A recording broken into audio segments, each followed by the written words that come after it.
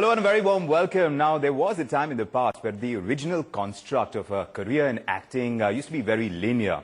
A star would come up on the horizon, would be there shining very brightly for a period of time, and then fade into oblivion. But that's not the case today. A lot has changed since then, and who better than Dia Mirza joining us on the red carpet, on Aspire red carpet today, to tell us about her journey as well. It's great to have you on the show, Dia. Thank you. You know, as far as career graphs grow, they follow different trajectories, and yours has been unique in itself as well. There are certain turning points that everyone has.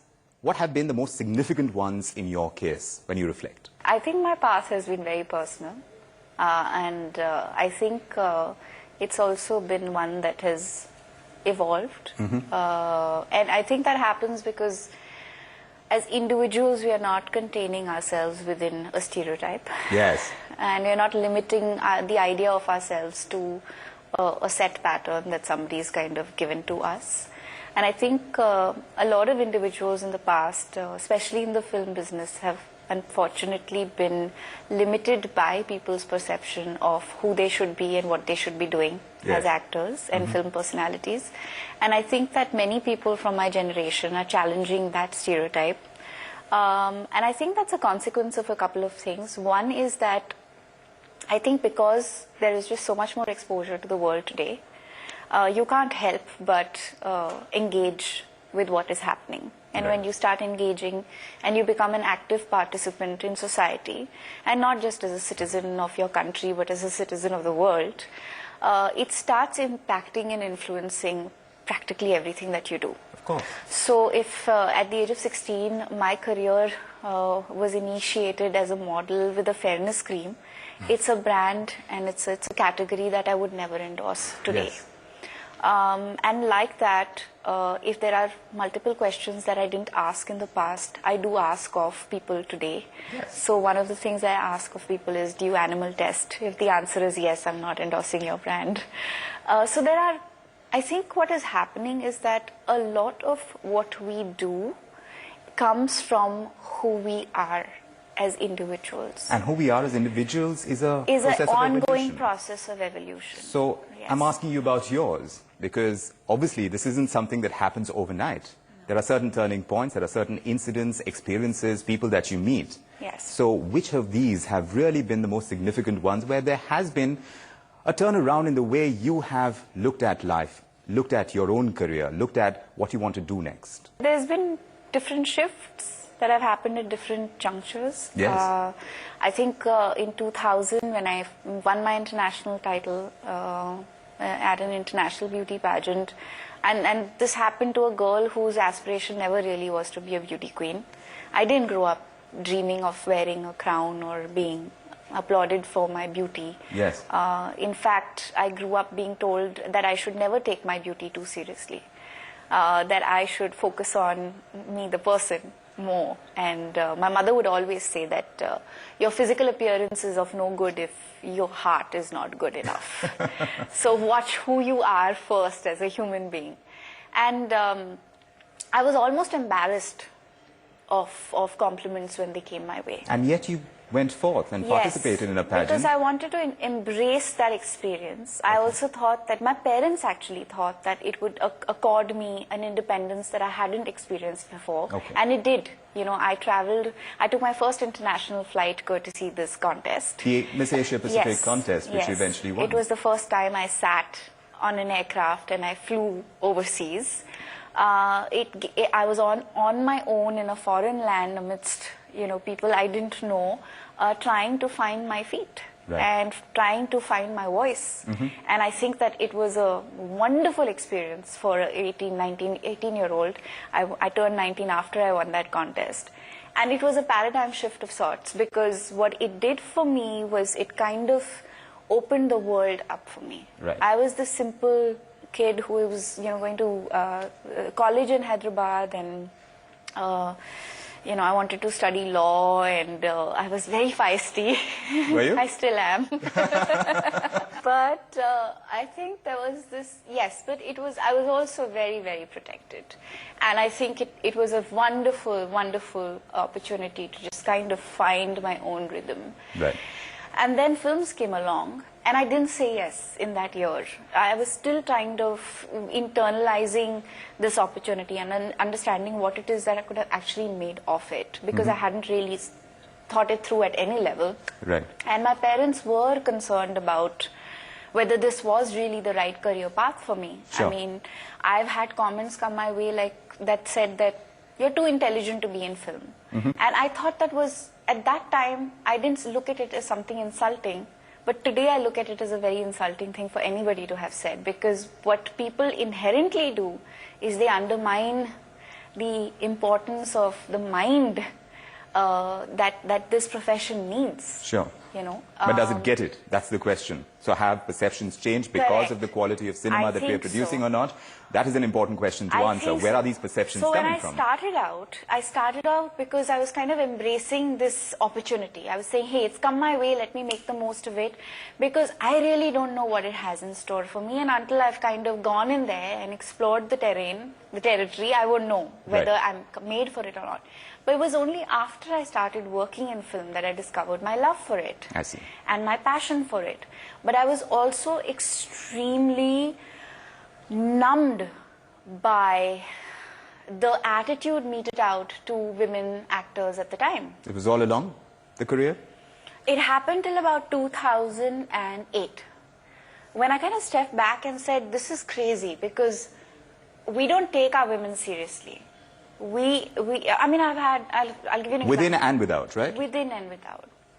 And I think what really, and I was beginning to love the craft more and more and understand it better. And I think with every passing year, that irritation for this constant compartmentalizing of us that would keep happening. And, you know, people would just keep trying to keep pushing you into these boxes. Right. And you would like keep saying, but this is not me. That's And I don't fascinating, want because to at fit one in level this you box. have this great passion for what you're doing, and at the other level you don't want to be compartmentalized by people's perceptions of what an actor should be. Yeah, and it's That's so, a very and difficult it's dilemma also- to have. It's like a constant state of paradox, because what people were totally, like, permanently reducing to was the suspected relationship that you could have been having with the co-star, or their innuendos Right. regarding that, or Yes. the fact that they wanted you to be having a scene because they believe that that's what would promote their film. Right. To just like making us out to be really stupid. Right. You know, this whole dumbing down of. But as much of this as you talk in the past, Dia, this hasn't changed significantly in today's context as well. No, I think women are challenging that every day. They are. With the choices that they're making. But perception-wise and social media is still going after details, the innuendos, all of that. But is that still, will always happen. if it was happening through the media, now it's happening directly through your interactions with the people but you connect with, but your the good audience. News is, the good news is that we've found the ability to voice what we believe in, the platforms to do that, and also the opportunities to explore ourselves beyond what is expected of us. Right. So when I announced to my friends that I wanted to turn film producer in the year 2010, I was 28, and they were the initial reactions were, "You're too good looking to be a producer," and I was like, "What does that have to do with?" But did the realization dawn that it was along the same lines of what you were hearing when it you were stepping doesn't. into the acting profession? But it doesn't for most people, because they don't see the connection between the two. They don't perceive what you do with your life. Like, for me, acting has never been a job. It's been my calling. Right. Film is my calling. It's a medium that I understand and appreciate best. There is a music festival in Kasoli. That's something that we are talking about as well. So how much you can push your passion and then really find a cause to marry it into, that's something we're going to discuss right after this very small break. Do stay with us. We'll be chatting with Dia right after.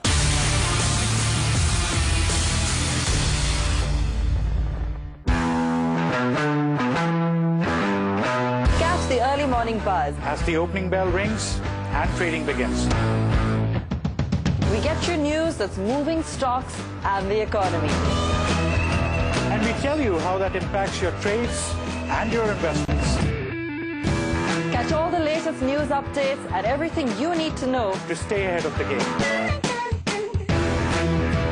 Start early and stay sharp. Get street smart.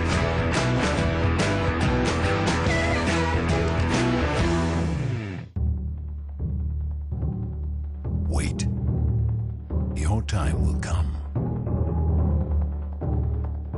And when it does, give it everything you've got.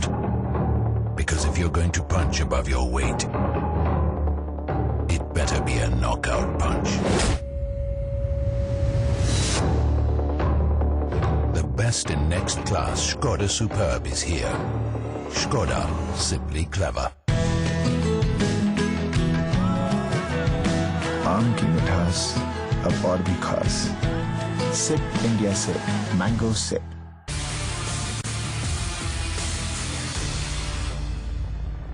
Welcome back to this edition of Aspire Red Carpet. We're in conversation with Diya Mirza. Now, we're talking about the offshoots to an acting career. Today, there are many, and some of which you've been delving into and delving really deep, Diya. Tell us about how the kind of changes that you brought about, because at one level you say you were passionate about acting. It's something that you never want to give up. And yet you seem to have taken a break. You started a production house along with your now husband now. It just seems like you decided to diversify, not keep your interest at one particular point, but to take it into different directions. But it's all interconnected. Is it? So I never did take a break. Right. I may not have been in front of the camera, but I was still pursuing the craft of my passion. Sure. You know, so I haven't kind of divorced myself or alienated myself from film. It is really the one communication platform that I believe has one of the most compelling impacts on the human race. It can make a huge difference while entertaining. And it really was with that intention that Born Free, the film company, was set up. With the directive that we want to be able to tell socially relevant stories. And that doesn't mean we want to be preachy. No. But we want to entertain. But can the nuance of our characters, can the language of our cinema be one that initiates progressive thought, new thought? And we saw Bobby Jasus as an outcome of the creation of your production house.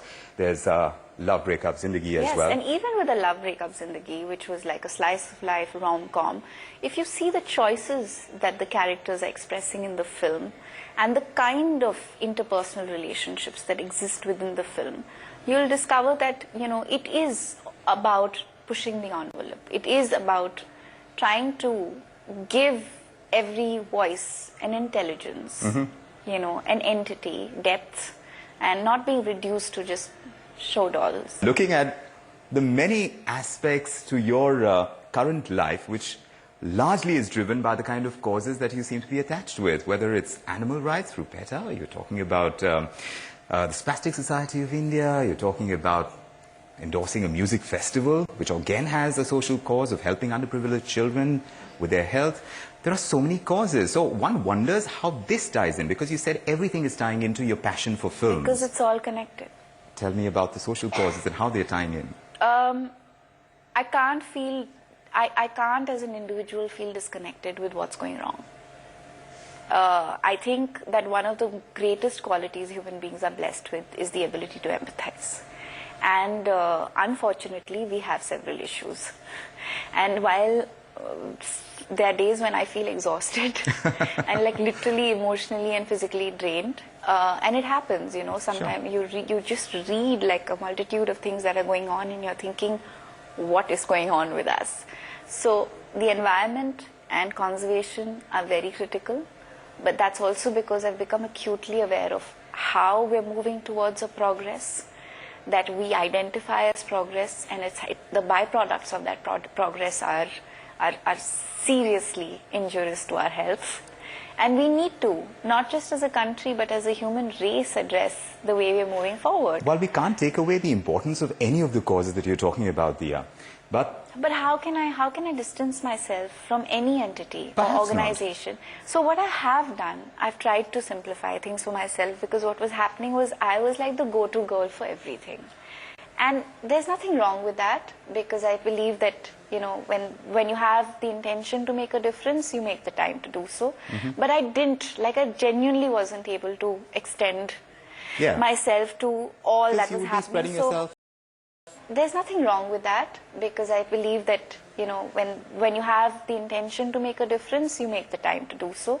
But I didn't, like I genuinely wasn't able to extend myself to all that you was would be happening. spreading yourself very thin. I've kind of streamlined what I'm doing. So there's conservation, the area of conservation and environment that I'm working with. I am on the board of ADAPT, so I help them. We have a few annual meetings, and of course whenever they need my voice they have it, because disability is a huge issue. Right. And accessibility for the disabled in our country is an important critical area that we all need to speak up for. And then of course Genesis and the work that they're doing is extraordinary. And when they came to me and they said, we want you to be our ambassador, I couldn't say no. I mean, because nothing in my mind justifies the death of a child due to not getting insufficient access. funds. Yes. And inaccess to healthcare. I mean, it's just horrible. The thought is horrible. And they're doing such extraordinary work, and what a unique way to do it. So this is what I hear now, Dia, that there is the Kasoli Music Festival that Yes. Genesis Foundation is putting together. Yes. It's a great location to be able to do it in, and the kind of music. So picturesque it and is. You have been part of this, have you, in the past? Yes. And there is that interest in music that you pursue yourself? We all love music. Yes, in a generic kind of way. Is there No, something I'm- specific that you've been pursuing? I'm- What is larger for you over here? Is it the cause, or is it the It's kind the of... cause. It is. It absolutely is. But it's also the cause that draws so many wonderful human beings together to participate. But there is always going to be a cynicism attached to any of these efforts, right? What about ecological damage that you kind of, there is so much that will happen once you're setting up a festival in a pristine location. All of that is going to be on the agenda. People are going to talk about it. And since they have access to you, I'm sure your Twitter followers, etc., there will be an uproar from time to time that you will have to deal with charges. You know, the entertainment and events in the industry, amongst others, has to ascertain how we are actually going to go about being more eco-friendly in the future. There is a serious amount of consumption that happens for these events, but I do know, as somebody who's been backstage and has watched these things come up and be pulled down, that a lot of the materials that we use is recycled. Right. Because it's cost effective, people always want to save money, and in doing so we actually recycle a lot of the material that we use. Right. But I have seen what Genesis has done in Kasoli before, and it's not cumbersome at all. Sure. And but it's really the larger events that happen, and so many, including weddings. Over here in Kasoli, what is the kind of audience that we are looking at engaging?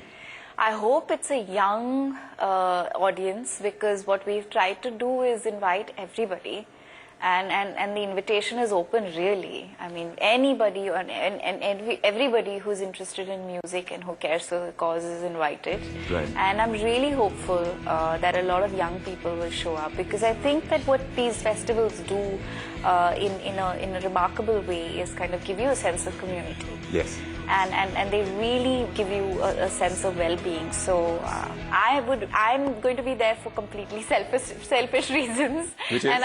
Which is because it makes me feel so good. Right. The music does, and being associated with a social cause does as well. Absolutely. And I think that I hate the word charity.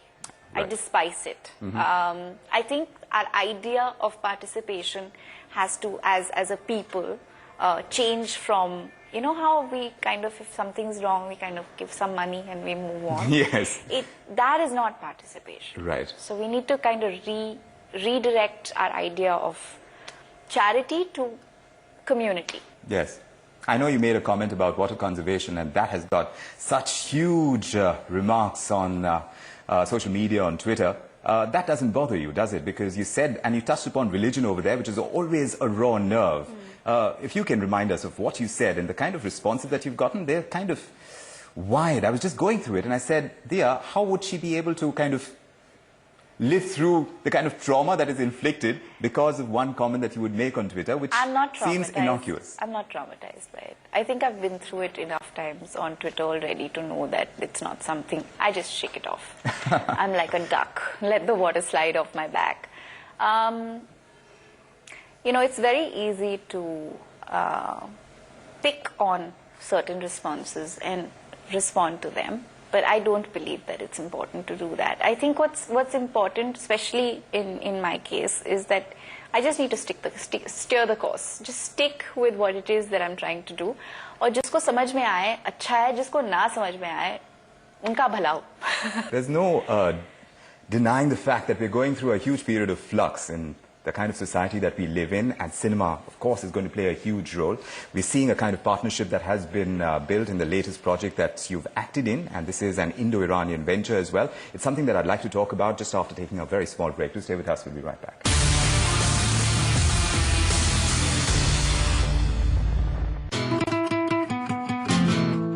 Customers want an intelligent product. At the same time, they do want value for money.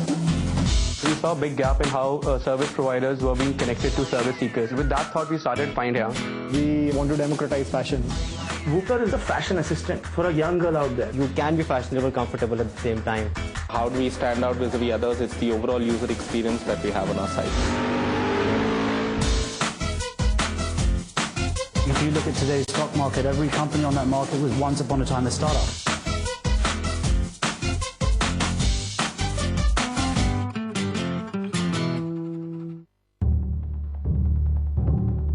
Wait. Your time will come. And when it does, give it everything you've got. Because if you're going to punch above your weight, it better be a knockout punch. The best in next class Skoda Superb is here. Skoda, simply clever.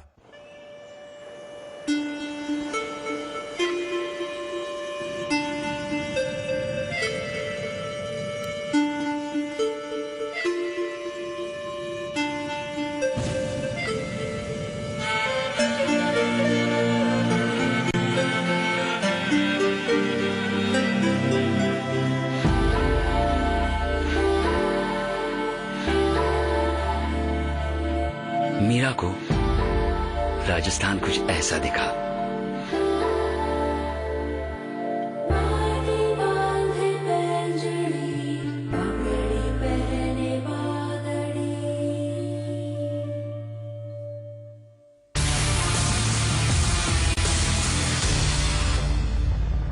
Welcome back to this edition of Aspire Red Carpet. A very interesting conversation between Dia Mirza and me. And of course, we've been talking about many of the aspects that make Dia Mirza what she is today and how she's evolved as a person, as an actor. But I know that this one important aspect is getting back to acting in a big way, because this is an Indo-Iranian venture that you're part of, Salaam Mumbai.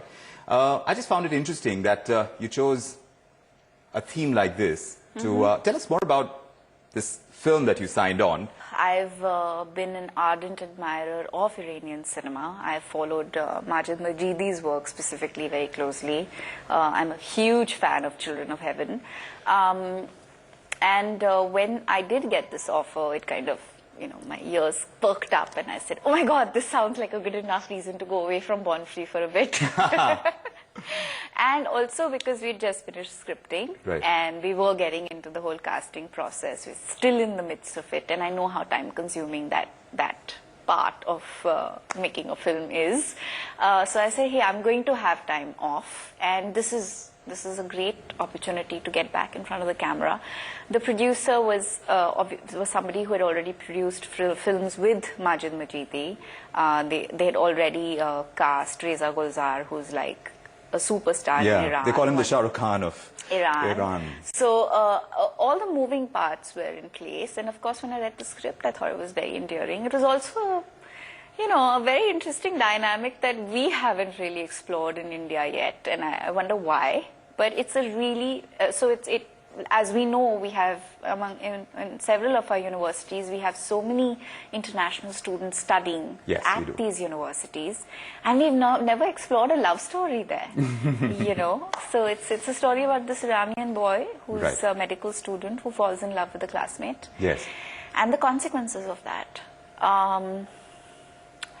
It was exactly how I hoped it would be. It was a wonderful collaboration. It was really interesting to see this half Iranian, half Indian crew kind of come together and work together.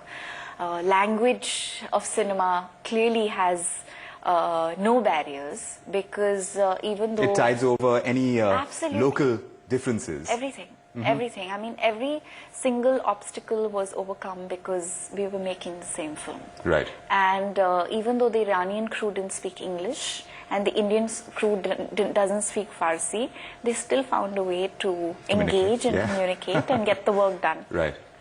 So it was a very, very, very exciting experience for me, both as an actor and as an admirer of cinema, because it just kind of opened a whole new world, a whole new dimension. Do you see the kind of evolution of cinema right now? Because I am, in a small extent, I would imagine, a few shifts here and there when you're talking about the kind of cinema that is accepted. What is thought of as offbeat now becoming mainstream. Now, this kind of dialogue has been going on for some time, but is the change palpable to someone from within like you? Oh, absolutely. I think it's a combination of either writers, the directors and actors. Deepika Padukone doing Finding Fanny or Piku, for example. Vidya Balan making some of the choices that she has in the recent past. I think also it's going to be a lot of the change is happening also because of the female voice in the film industry. Whether it is, and it's also the female voice that is kind of backed by the male voice. Right. So when we talk about Juhi Chaturvedi, we also talk about a Shoojit Sarkar, and that combination is potent. Which is why when a Piku happens. But a Piku would not happen if Mr. Bachchan and Irfan didn't support it. Right. So really, I think we kind of resist feminism, but it's something that I think needs to be... It keeps jumping back. Yeah. It also, in different forms. It does, because it's the need. For a healthy, balanced society. And also I think what's happening is that more people within the film industry are beginning to understand that many of the choices that we made in the past were ignorant choices. Sure. And that we need to change that. Right. And we're seeing that in effect. I mean, I just saw Kapoor and Sons the other night, and I was just blown away by it, because this is a dharma, a film from the cinema house. Dharma, film from the Dharma stable. Yes. But Shakun Batra has really pushed the envelope. He said such wonderful things. The nuance of the film is so beautiful. Right. The language is so relatable, and it's mainstream, but it's saying the kind of things that we would have never thought of saying before. The possibilities are endless, Yes, Dia. they are. And we are hoping that you'll be part of many of these opportunities in the future as well, considering the way cinema is evolving. We've seen you in the past. We hope to see much more of you in the future as well. It's such a pleasure talking to you, Dia, on Aspire Red Carpet. Thank you so much.